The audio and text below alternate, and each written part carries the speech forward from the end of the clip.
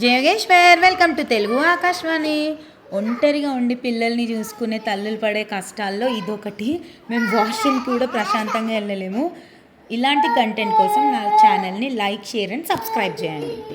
అలాగే మీలో ఎవరికైనా ఇలాంటి ఎక్స్పీరియన్స్ ఉండుంటే నాకు కామెంట్ బాక్స్లో చెప్పండి. బాయ్.